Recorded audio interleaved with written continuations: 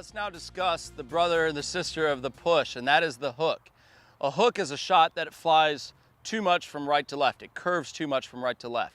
Remember, when we're discussing the curvature, our first problem that we need to look at is the grip. Is your grip on there correctly? Do you have, and I see people that have a tendency to get their left hand and right hand too far underneath. So when I get my joints into natural alignment, that club face comes through closed. So remember, the signature series, what I teach with the perfect connection swing is to get your joints into natural alignment. That's how we eliminate injury in your body. From here, the only issues for the hook is, again, if that club's coming too much from inside, centrifugal force will force this club to cross over. It'll cause it to flip, is what we term it in golf swing. So just by working the club up the wall, keeping the club in front of you, that will keep the club more in balance. That will keep the club from releasing. Now, if you are hooking it, let's talk about a couple things. One, we're gonna have to get you more into your left side. People that hit the hook, they're back on their right side and then they flip the club. So what you're gonna do is, again, we're gonna do the Gary Player walkthrough drill. We're gonna set up here, we're gonna make some swings, and we're gonna walk through it with our weight forward. Once we get you on top of the ball, we're gonna reduce that back flip, hang back flip shot. So that's what you have to first do, is do the Gary Player walkthrough. Another feeling that you can have through impact is, again, driving the car. If our hands are at 9 and 3 and we turn the car to the right, okay, you're gonna feel how your left arm stays more on top.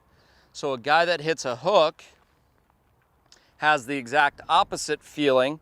He gets his hands to cross over too much. We're gonna feel like we are turning the car to the right, that way, and that will get the ball to stay straighter. Last drill, and I want you to understand this, the hook is caused because there's excess rotation of the club face. What I learned in physics class is that an object in motion tends to stay in motion. If your body stops, that club keeps going and you are going to release it. So what we're gonna do is we're gonna go back to one of our fundamental drills, and that is the tabletop drill. So if we put our hands on the club, extend our arms, really squeeze this area in tight in your armpits, and we're just going to work on swinging the club halfway back, halfway through. We are controlling the club face. This is called a body release versus a hand release.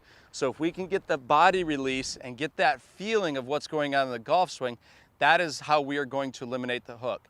So understand, when you're trying to eliminate the hook, understand that the club is probably too much from inside. If that's the case, you have got to get the club up the wall. From there, we know that we're gonna look at the grip. And I've had students that swing back and they get the club face pointed at the camera in this position. What we're looking for is the club face. You can see that this angle is matching my left arm. So you can literally just swing it back to here. Okay, it's good, it's square. And then swing through. That will eliminate the hook. I use a drill, or a training aid called a swing guide. And you can get that at a lot of your golf stores, and that will eliminate the hook as well. But if you understand what is causing the hook, that the club's coming too shallow and you're flipping it, whether it's your weight's on your right side, you're flipping it, do the Gary Player walkthrough.